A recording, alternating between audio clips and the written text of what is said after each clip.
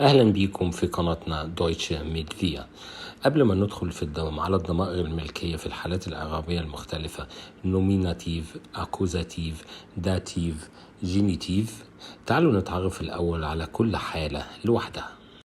ونبدأ بالنوميناتيف، هي حالة الفاعل، أي هي الجملة أو جزء الجملة الذي يحتوي على الفاعل das Subjekt. بما أن أغلب الجمل تحتاج إلى فاعل فإن النوميناتيف هو الحالة اللغوية الأكثر استعمالا في اللغة الألمانية، مثل جملة بول ليست einen رومان، أي أن بول يقرأ رواية، فالفاعل في هذه الجملة هو بول. ويمكن أن نكتب أن يكون الضمير شخصا فنكتب ihr lässt einen رومان، هنا الفاعل هو الضمير ihr. ازاي نتعرف على النوميناتيف في الجمل؟ تعالوا نعرف مع بعض.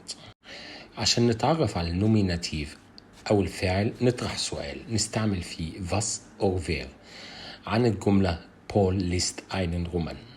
wer ليست einen رومان للسؤال، السؤال عن من يقرأ الرواية الذي هو بول اللي هو الفاعل. البايشبيل الثاني في الجملة دير شني فات، أي يسقط التلج.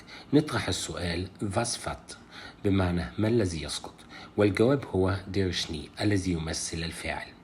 كيف تؤثر حالة النوميناتيف على عناصر الجملة؟ حالة النوميناتيف هي الحالة الأساسية التي نجد عليها كل الكلمات كما في المعجم مثلا، وفي هذه الحالة اللغوية نجد أن أدوات التعريف للنوميناتيف دير ودي وداس وأين وأينن، ولا تتغير نهايات الكلمات في حالة النوميناتيف عكس باقي الحالات الأخرى. نيجي لحالة الأكوزاتيف. الأكوزاتيف زي ما في اللغة العربية بنحتاج للعديد من الأفعال، في اللغة الألمانية بنحتاج لمفعول به أكوزاتيف أوبجكت ليكتمل معنى الجملة. فعندما نكتب بول شلافت أي بول ينام يكون المعنى واضح دون الحاجة إلى مفعول به.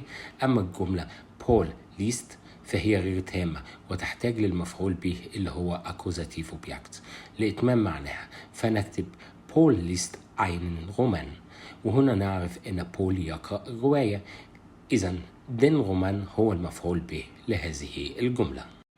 وعشان نعرف المفعول به في أي جملة نطرح السؤال باستعمال الأداة was وفين. فنقول مثلا was liest بول، أي ماذا يقرأ بول؟ الجواب هو einen رومان الذي يمثل المفعول به أكوزاتيف أوبجكت. وفي المثال كلاوس trifft seinen Freund، أي كلاوس يلتقي بصديقه. هنا نطرح السؤال when trifft كلاوس، أي بمن يلتقي كلاوس؟ الجواب هو seinen Freund اللي هو بيمثل المفعول به. واللي بيفرض حالة الأكوزاتيف هو حرف الجر بروبوزيسيون، ولذا يجب عندما نتعلم أي فعل جديد نتعلمه داخل جملة لمعرفة الحالة اللغوية التي بيفرضها عليه في الجملة دي، ونفس الشيء بالنسبة لحروف الجر. إيه هي الأفعال التي تفرضها حالة الأكوزاتيف؟ ممكن نعرف هذه الأفعال من معناها، فهي تحتاج لمفعول به يقع عليه الفعل، مثل الأفعال اللي هتيجي في الأمثال الجاية. هناك أفعال بتحتاج لحرف جر لاكتمال معناها، وهي الأفعال التي بتفرض تصريف الجملة في حالة الأكوزاتيف، ومن بينها Verben warten bloß auf ich warte auf dich، أنا في انتظارك. Verben denken bloß an denkt an sie، هو يفكر بها. achten bloß auf achten Sie auf die Treppe، يعني احترس من الدرج أو من السلم. ايه هي حروف الجر اللي بتفرض حالة الأكوزاتيف؟ من أهم حروف الجر اللي بتيجي مع حالة الأكوزاتيف bis durch für ohne gegen وum.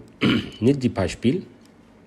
Bis nächsten Monate muss ich programmieren lernen، يجب أن أتعلم البرمجة بحلول الشهر المقبل. Ich habe es für dich gekocht، لقد طهيتها لك. Ich reise nie ohne meine Fotoapparat، أنا لا أسافر أبدا بدون الكاميرا الخاصة بي. طب إيه هي التغيرات التي بتدخلها حالة الأكوزاتيف على الجملة؟